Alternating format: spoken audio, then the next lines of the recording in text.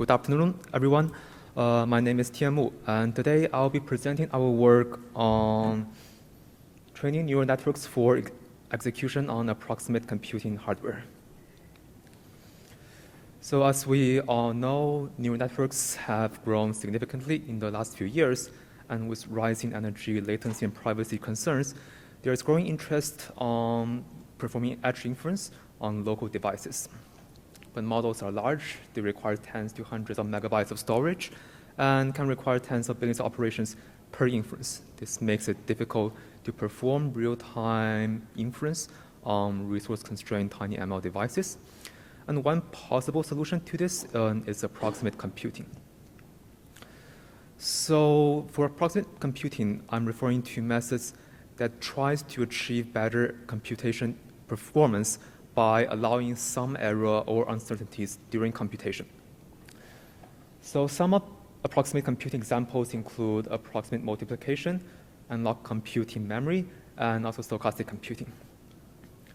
Approximate multiplication tries to simplify the logic of digital multipliers to reduce the area and energy consumption of multiplication, which is the majority of power in machine learning. Unlock computing tries to perform multiplications using memory bit cells and additions on the bit lines directly. This reduces computation costs and also reduces the need to perform data movements. Stochastic computing represents numbers using randomized bit streams. This representation allows single-gate multiplications and additions. Despite offering potentially better performance, all of the approximate computing methods introduce some error by design. For approximate multiplication, errors are introduced for certain input combinations. So the table on the top shows the result of a 2-bit approximate multiplier. All the multiplication results are accurate except when you are multiplying 3 by 3, which produces 7 instead of 9. This creates an uneven error profile and makes it very expensive to model in software. For analog computing, computation accuracy is limited by process voltage and temperature variations.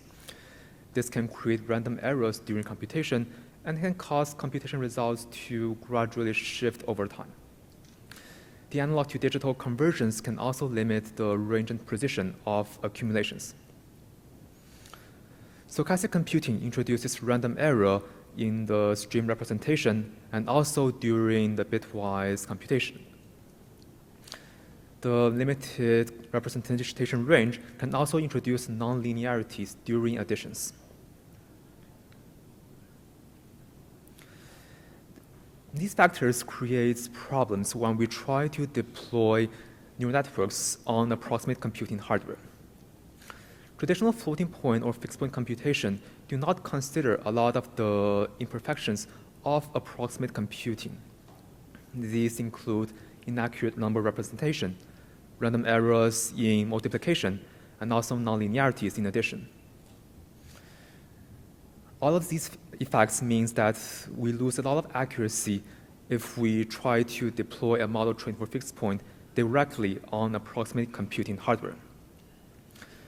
The plot on the right compares the accuracy when we perform inference directly using a fixed point model and when we train the model with approximate computing correctly modeled. As you can see, we lose anywhere between 11 to 57 percentage points if we don't do modeling correctly.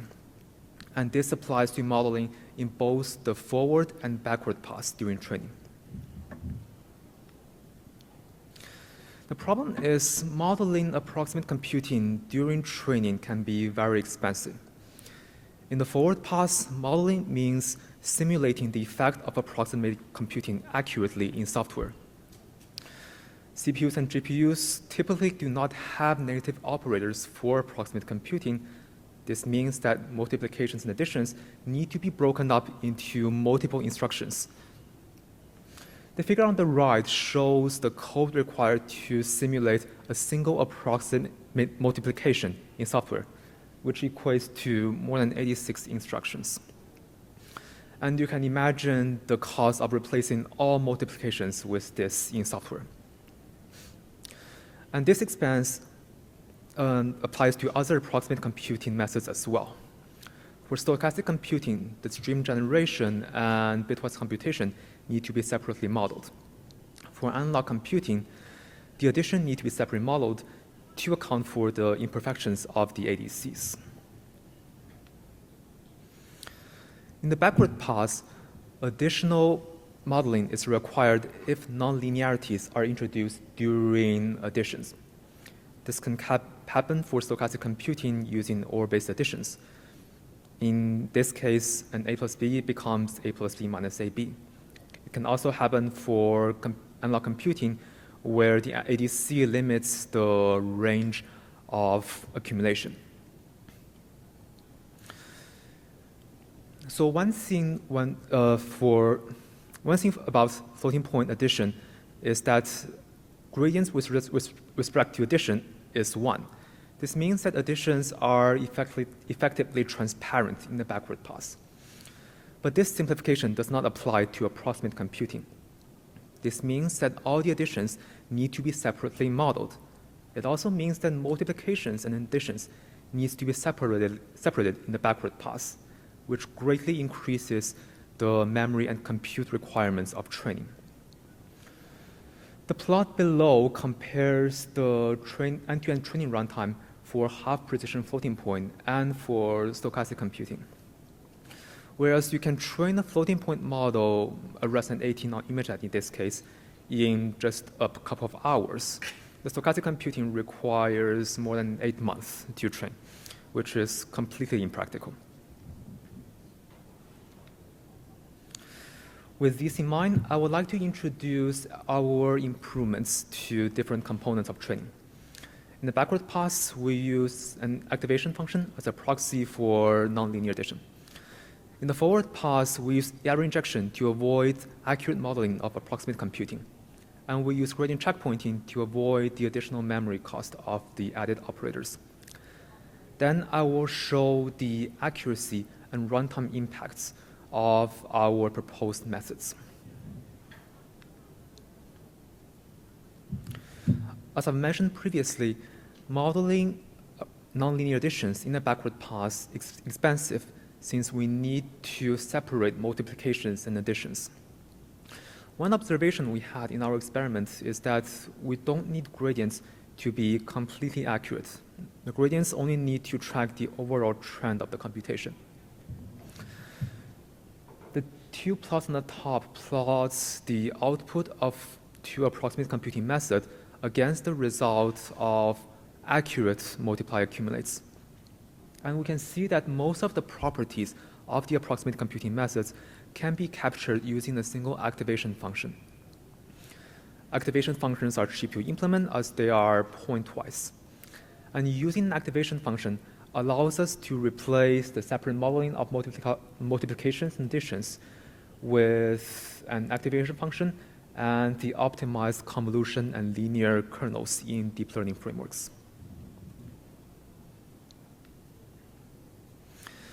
In the forward pass, the activation function is not sufficient by itself to capture all the properties of approximate computing, so we augment it with error injection. To simplify the error modeling process, we divide it into two components, the average error and the standard deviation of the error. The plot on the top plots these two components against the expected output value.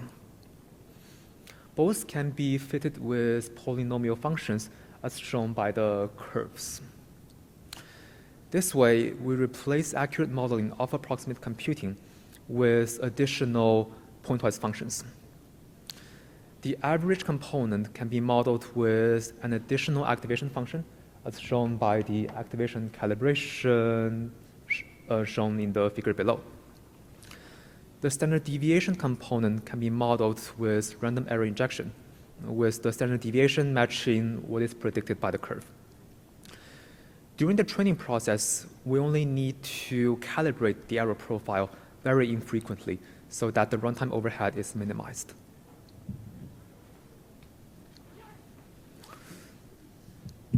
Both the forward and backward pass optimizations try to replace accurate modeling with pointwise functions. Pointwise functions have low computation costs, but they can still have memory overheads if we execute them as is. During the forward pass, each of the pointwise functions creates a buffer for the intermediate results.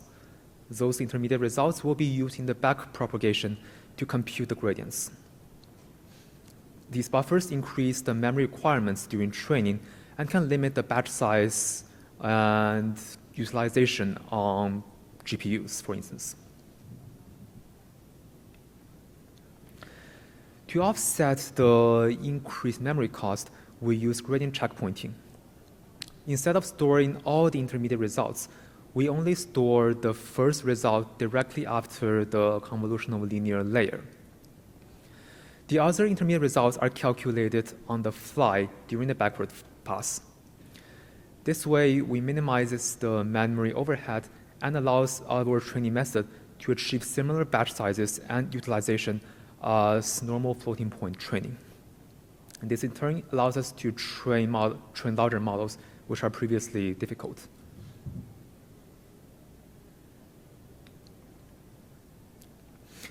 We evaluated our methods on two small convolutional neural networks on the CIFAR10 dataset and a larger ResNet model on the ImageNet dataset.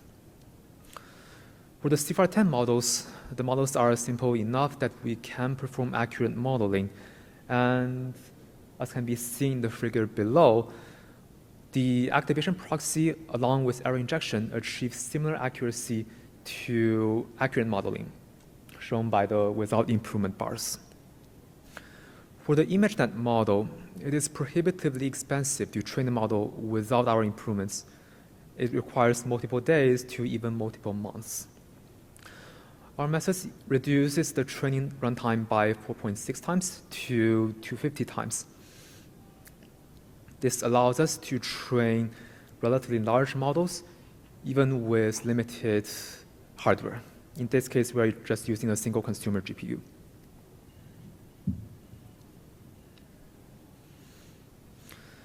In conclusion, we propose several methods to improve the training performance for approximate computing, for neural networks on approximate computing hardware. In the backward pass, we use activation as a proxy for nonlinear accumulations. In the forward pass, we use error injection to avoid modeling of approximate computing. And we use gradient checkpointing to avoid the additional memory cost. Our methods reduce end-to-end training time by up to 250 times, and in turn allows training of larger models that targets approximate computing hardware. More details of our approach can be found in the manuscript, and I'm happy to accept questions.